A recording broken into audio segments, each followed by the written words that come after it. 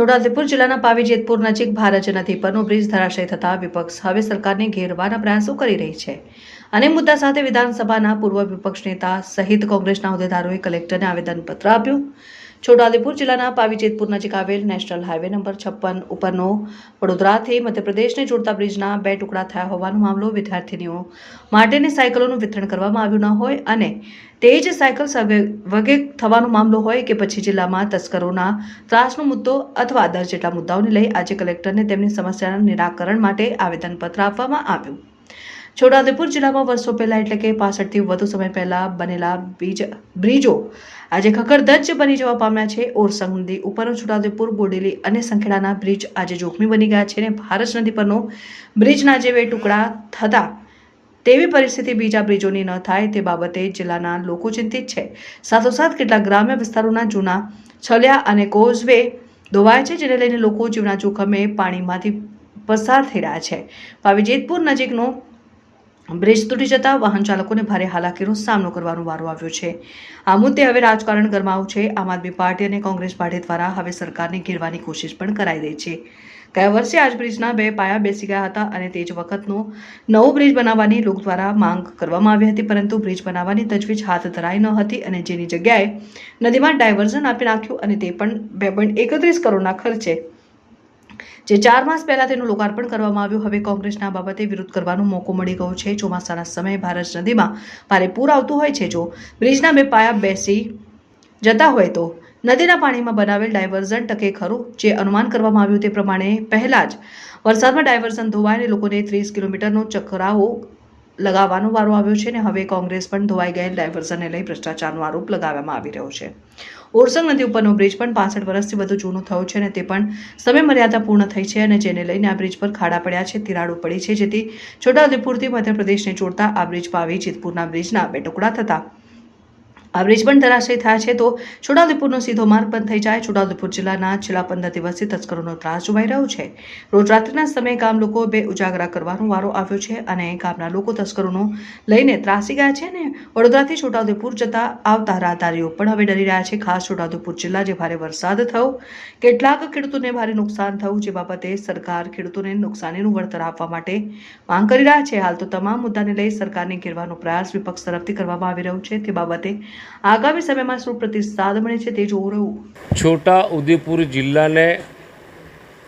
જિલ્લાના ખેડૂતો, યુવાનો, સરકારશ્રીની કચેરીમાં કામ કરતા કર્મચારીઓ, વેપારીઓ, તમામ વર્ગને જે સિહોદનો પુલ તૂટી ગયો ભારત નદી પરનો, એને કારણે જે વિટંબણા ઊભી થઈ છે એ બાબતે અમારા કોંગ્રેસના વરિષ્ઠોએ સહી ઝુંબેશ જે ચલાવી હતી ને એ સહી ઝુંબેશમાં સ્થાનિક પ્રજાએ એક સારો પ્રતિસાદ આપ્યો હતો અને એ પ્રતિસાદને સંયુક્ત સંકલન કરીને અહીંના માનનીય કલેક્ટરશ્રીને રૂબરૂ મળીને આવેદનપત્ર આપ્યું છે।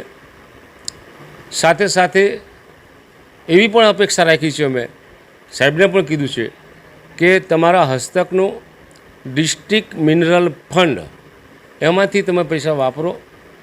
જ્યારે સ્ટેટ પીડબ્લ્યુડી કે પછી દિલ્હીવાળા પૈસા ફાઇનલ કરે ત્યારે એ પૈસા રિકૂપ થાય ફરી પાછા, પણ આ ફંડ છે એ કલેક્ટર સાહેબ વાપરી શકે છે, કારણ કે સિથોલ આ ઓરસંગ નદીના કાંઠે આવેલા છે અને રોયલ્ટીની રકમ એ ગામોને પણ મળે છે। જે ફંડ વાપરવાનું છે એમાં કોઈ નડતરરૂપ થતું નથી, એ બાબતની પર ચર્ચા થઈ છે। રાતના ગામડામાં બધા જાગૃત રહે છે, જાગે છે, ચોરી લૂંટફાટ થાય છે એમ કરીને કેટલીક જગ્યાએ અફવાઓ પણ થાય છે અને કેટલીક જગ્યાએ સાચું પણ છે, પણ ગામ લોકો ઉજાગર કરે છે અને એમને જે અશાંતિ છે એ અશાંતિને દૂર કરવા માટે વધારાની પોલીસ અથવા તો SRP ઘોડેસવાર મૂકવાની પણ વાત થઈ છે। સાથે સાથે વધુ પડતા વરસાદને કારણે ખેડૂતોનો ખેતી પાક પાણી ભરાવાને કારણે ફેલ ગયો છે, એવા ખેતરો, એવા ખેડૂતો તારવીને સરકારી તંત્ર મારફતે એની ચકાસણી કરીને એ ખેડૂતોને વળતર મળે એ બાબતની પણ રજૂઆત થઈ છે। ખાસ કરીને પાઈ જેતપુરથી રંગલી ચોકડી અને રંગલી ચોકડીથી મોડાસર ચોકડી સુધીનો જે રસ્તો બિસ્માર છે અને એની હાલત બહુ ખરાબ છે. સરકારી તંત્ર પથ્થર નાખે છે, માટી નાખે છે, બરાબર છે, પણ એ કંઈ કાયમી ઉકેલ નથી. એક સારું મેટલ સાથે ડામર સાથે એના પેચ થાય એ ખૂબ જરૂરી છે, પણ એ જ્યારે ઉઘાડણી કરશે ત્યારે થશે. પણ હાલ પૂરતું જે વ્યવસ્થા થઈ રહી છે અપૂરતી છે અને એ સરકારે એને તાત્કાલિક એને પૂરી કરવી જોઈએ. ડાયવર્ઝનની બાબતમાં વાત થઈ, આ વાત થઈ, બધી જ વાતમાં સાહેબનું એમનું ઓબ્ઝર્વેશન, એમનું નિરીક્ષણ સારું રહ્યું છે.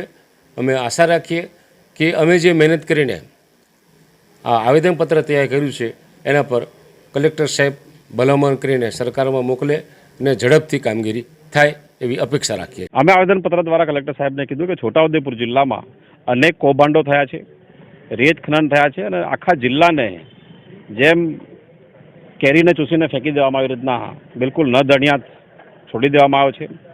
અમારા 13 મુદ્દા પૈકીના નદી નાળાના મુદ્દાઓ છે, ગરીબ કલ્યાણ મેળાના સાધનો અને હજારો સાયકલો કોંગ્રેસ પાર્ટી બહાર લાવી છે છોટાઉદેપુરમાં, જે મૂકી રાખવામાં આવી હતી અને એનું શું થયું કોઈને ખબર નથી. પરંતુ 2 દિવસ પહેલાં અમને માહિતી મળી લોકોના નનામી પત્ર દ્વારા કે એ ગરીબ કલ્યાણ મેળાના જે સાધનો છે એ છોટાઉદેપુર શહેરના ભાજપના હોદ્દેદારો કોઈ સંસ્થા બનાવીને, કદાચ નકલી સંસ્થા હશે, એવી સંસ્થા બનાવીને લોકોને પોતાના નામે વેચી રહ્યા છે અને એ રીતે આવનારી નગરપાલિકાની ચૂંટણીમાં છોટાઉદેપુર શહેરના મતદારોને છેતરી રહ્યા છે.